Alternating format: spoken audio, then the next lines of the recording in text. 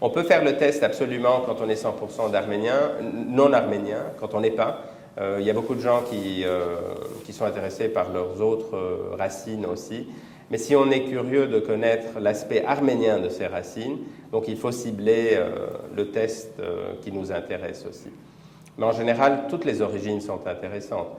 Mais si par exemple vous êtes de mère arménienne et de père belge, par exemple, vous pouvez vous-même faire le test pour voir votre lignée maternelle arménienne, d'où elle vient, absolument. Mais l'ADN autosome, où on fait le mélange, est intéressant pour trouver des cousins, mais comme je vous l'expliquais dans mon cas, comme je suis 3 quarts arménien, 1 quart allemand, c'est moins parlant que des gens qui sont 100% arméniens. Mais c'est très intéressant aussi.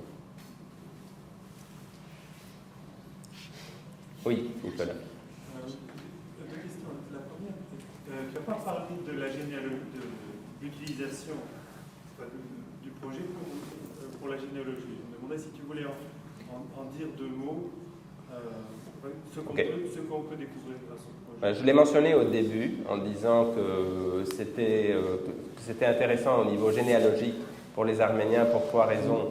Le fait que nous n'avons pas de généalogie sur papier, vraiment, et le fait que nos noms de famille changeaient régulièrement, et aussi pour les orphelins du génocide.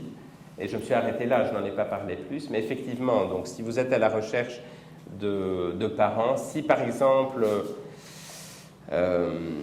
voilà, je vous ai donné un exemple, il y a dans mes ancêtres maternels, j'ai la famille Guzelimian. Ils pensaient qu'à la base, c'était des Minassiens. Donc ils ont fait tout un arbre généalogique, ils sont remontés le plus loin possible, mais c'est 1800 et quelques. Ils n'ont pas trouvé le lien Minassien. Puis il y a les Bulbulians qui ont commencé à faire des recherches et qui eux aussi pensaient que c'était des Minassiens, mais n'ont pas réussi à arriver très loin. On a testé un Minassien, on a testé un Guzelimian, on a testé un Bulbulian, et ils sont tous de la même branche. C'était tous des Minassiens, mais il y en avait un qui était très beau, Guzel, il est devenu Guzelimian, et l'autre qui chantait comme un ange dans le chœur de l'église, et il est devenu Bulbuli Besgirker, il est devenu un Bulbulian. Donc voilà, tu as des Bulbulians, des Minassiens et des Guzelimians, qui sont tous apparentés. C'est un moyen de prouver un lien. Maintenant, quand tu prends le test de l'ADN autosome, on compare des segments de ton ADN avec des segments de l'ADN d'autres personnes qui ont fait le test. Et là, tu arrives à trouver des cousins du 1er degré, 2e degré, ça repart jusqu'à cousins du 6e degré. Donc on remonte 6 générations en arrière. Et ça permet de trouver des gens qui sont apparentés. Mais malheureusement, souvent, on sait qu'on est apparenté, mais on n'arrive pas à recréer l'arbre généalogique, parce qu'il n'y a pas d'archives. Donc on trouve quoi? On sait qu'on est cousin, oui. On sait qu'on est apparenté, mais on ne sait pas par l'intermédiaire de quel... Non, par exemple, il y a un des directeurs financiers d'une de mes sociétés, parce que je suis chef d'entreprise d'une société qui fait le trading des commodities, qui est de la même ville maternelle, Aintab. Il a exactement la même signature, sans aucune différence de mutation que moi, côté maternel.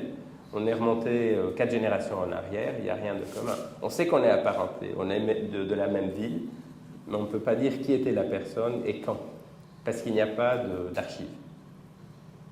Donc, c'est utile, mais il y a une limite. Et il y a beaucoup d'Arméniens qui disent aussi, la famille, j'en ai rien à cirer, et en plus, s'ils découvrent qu'ils sont parents, ils vont peut-être demander mon héritage et des trucs comme ça, donc il y a de tout. Comme il y a beaucoup d'Arméniens qui ne veulent pas prendre de test parce qu'ils me disent qu'est-ce qui se passe s'il s'avère que je suis turc? Mais comme vous avez vu, ce n'est pas très évident.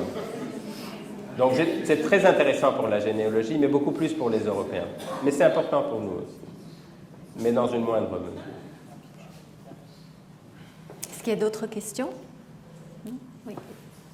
Il y a un autre slide où, en Amérique, tout le monde était majoritairement bleu. Oui. Mais c'est les populations natives, pas les populations qui sont venues d'Europe. Pardon, c'est une... C'est les populations natives, pas les populations qui sont Oui, oui, absolument. C'est les populations natives, absolument. Les populations natives. Et là, on a la confirmation génétique que les Indiens d'Amérique sont venus de la Sibérie, disons. C'était des populations asiatiques sibériennes qui sont arrivées en plusieurs vagues. Il y en a qui sont arrivées jusqu'au sud des Amériques et d'autres qui se sont arrêtés plus haut, les plus récents. Mais ça a prouvé ce que nous savions d'après les fouilles archéologiques et tout ça, qu'ils ont traversé le détroit du Bering pour arriver là-bas. Mais les Américains actuels, nord et sud, oui, c'est un mélange d'Européens, d'Africains, il y a de tout. Ça, c'est vraiment les natifs. Et on trouve aussi qu'il y a... On n'a pas encore trouvé de traces d'Américains, d'Indiens américains qui viennent d'Europe, malgré les contacts qu'il y a eu certainement vis-à-vis par les Vikings, Islande, dans ces régions-là. Mais la génétique apporte beaucoup de réponses à des puzzles qu'on se pose. Peter, quand tu dis que les voisins se ressemblent quand même beaucoup et que tu fais les comparaisons dans le slide, comment, quand tu fais le test ADN, tu sais qu'on est arménien, qu'on est assyrien, qu'on est... Je ne sais pas. Je ne peux pas savoir.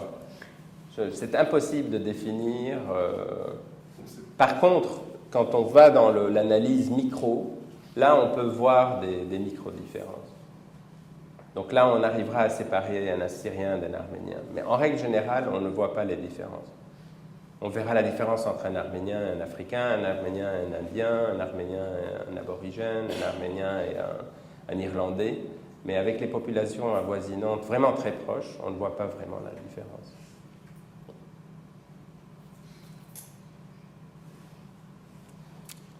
Moi, ce qui m'intéressait, c'est la question des mutations. Ces groupes, ces différents groupes, c'est suite à des mutations dans le chromosome. Oui. Elles remontent...